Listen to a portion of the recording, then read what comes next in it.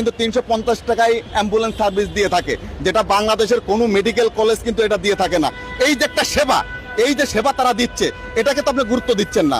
শিশু মারা গেছে সেটার পিছনে গুরুত্ব দিচ্ছে। 8 দিন হসপিটালকে বন্ধ করার যে উপকরণ চলছে, এটার পক্ষপাতে আমি না, একজন দেশের নাগরিক হিসাবে কোনো প্রকারের পক্ষে আমি না। আপনি দেখেন, একজন অপরাধী, এই অপরাধের জন্য কি সেই প্রতিষ্ঠান দায়ী? যে অপরাধ করেছে এর জন্য তো সেই দায়ী, তাই না? আপনি এই 8 দিন হসপিটালকে বন্ধ করে দিচ্ছেন, এর জন্য কি আমার দেশের ক্ষতি হচ্ছে না? আমার দেশের মানুষের ক্ষতি হচ্ছে না?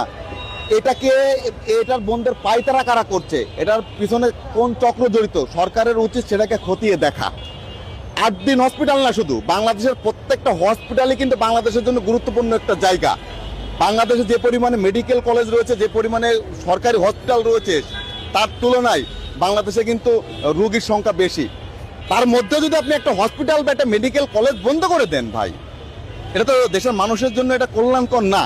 8 দিন প্রতিষ্ঠান এটা নতুন কোনো প্রতিষ্ঠান না, এটা সুনামধন্য একটা প্রতিষ্ঠান। আমি যতটুকু জানি, 8 দিনের সঙ্গে আমার কোনো রিলেটেড কোনো সম্পর্ক নাই, কিন্তু 8 দিন কিন্তু দীর্ঘ বছর ধরে একটা সেবা দিয়ে আসছে।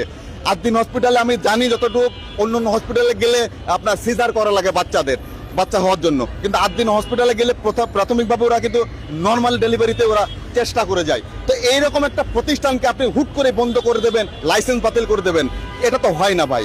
আর মধ্যে ওরা কিন্তু 350 টাকায় অ্যাম্বুলেন্স সার্ভিস দিয়ে থাকে, যেটা বাংলাদেশের কোনো মেডিকেল কলেজ কিন্তু এটা দিয়ে থাকে না। এই যে একটা সেবা, এই যে সেবা তারা দিচ্ছে, এটাকে তো আপনি গুরুত্ব দিচ্ছেন না। শিশু মারা গেছে সেটার পিছনে গুরুত্ব দিচ্ছে। আরে ভাই, যে কোনো মেডিকেল কলেজে বলেন, যে কোনো হসপিটালে বলেন, যে কোনো জায়গায় শিশু বা যে কোনো রোগী মারা যেতে পারে, তার দায়ভার তো ওই প্রতিষ্ঠান নেবে না, তাই না? হ্যাঁ, সে তারেক রহমান অনেক প্ল্যান নিয়ে আসছে। এটা কোন ধরনের প্ল্যান? হ্যাঁ, তার নাকি অনেক পরিকল্পনা আছে। এটা কি পরিকল্পনা? এটা বন্ধ। তারা তো এখন বলতেছে যে অন্য জায়গায় নিয়ে যান। এখন এই মুহূর্তে কোথায় নেব? সেই ব্যবস্থা সরকার করে দেখ। এখানে আইসিউর খরচ কম, এনআইসিউর খরচ কম। তা আমি অন্য হাসপাতালে তো যাই, আমার সেই দায়ভার বহন করতে পারবো না, এত টাকা আমি ব্যয়ভার বহন করতে পারবো না, তখন আমি কি করব?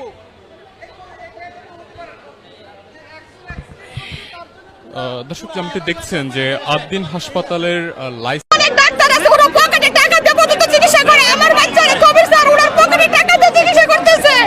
আমি